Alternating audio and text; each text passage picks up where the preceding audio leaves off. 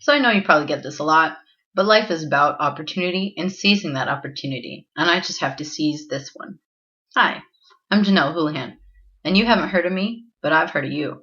You're a top dog, a decision maker, and you help make the world go round. And I must say, you look like the type of person that has a developed sense of taste. And I assume you know that art buying is a popular investment in that taste.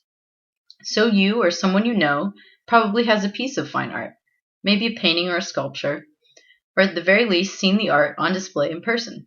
And whether you purchase this art or it's a family heirloom, you own it and cherish it. And naturally, like the keen investor you are, you want to protect the value of your investment, or in the event of resale, maximize your return.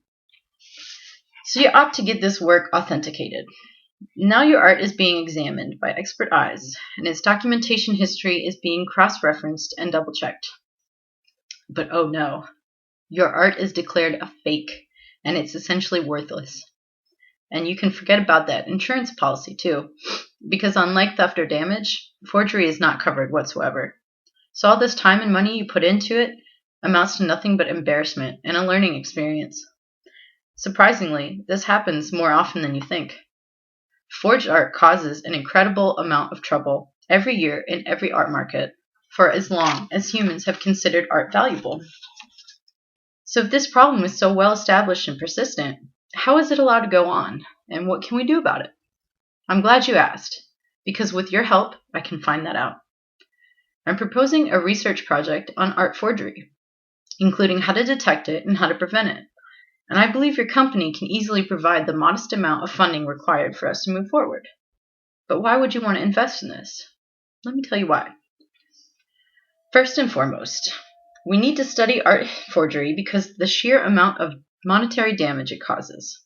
Art is a multi-billion-dollar industry worldwide, and if forgery affects people of all levels of the market, from small-time casual collectors to museums and galleries, and even the economies of entire nations. We know fine art comes with a fine price tag, and that may be due in part to the vast amount of forged art in current circulation, which some experts estimate could be as high as 90%. Think about Wolfgang Beltracchi, one of the most successful and now famous forgers of the 20th century.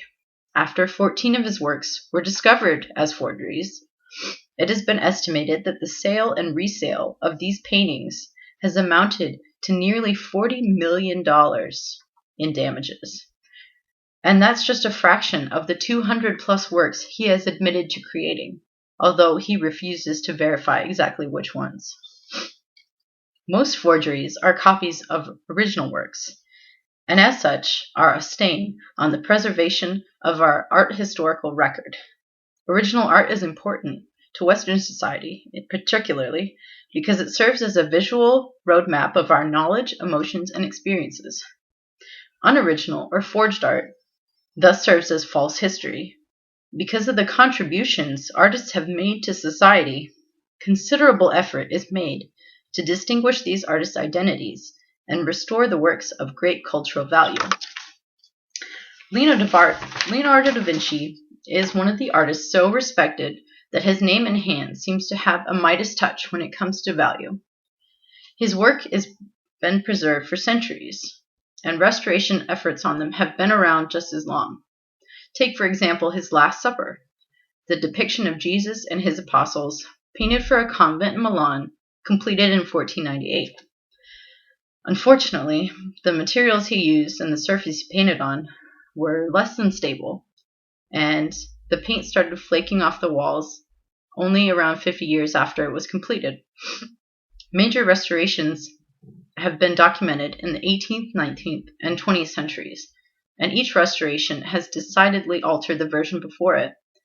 So why have so many resources been poured into a work that is so damaged it's considered a lost cause?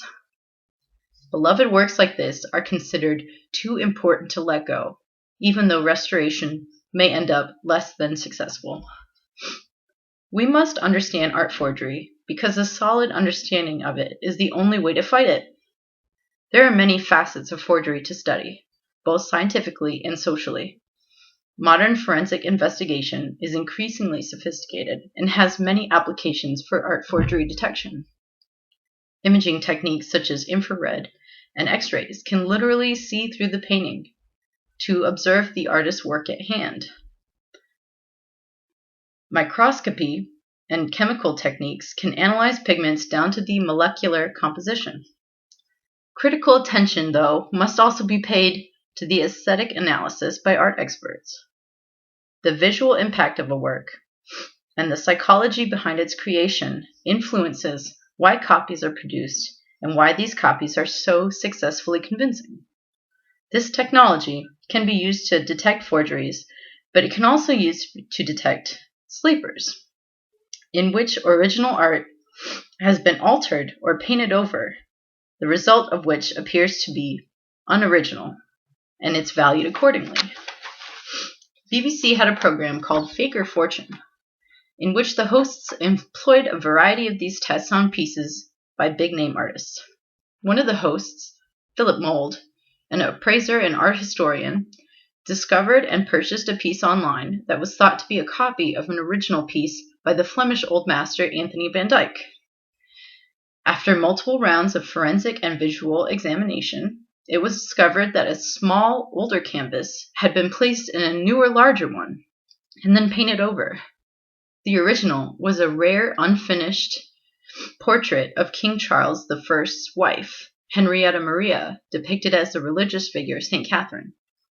Many copies had existed of this picture, but until now, the original masterwork had never been found. The value of the painting as a copy was nearly £10,000, but after authentication, maybe more than 1 million. In conclusion, the knowledge from this research will help minimize and prevent the monetary and cultural damage caused by forgeries, and will help detect current ones and stop this in the future.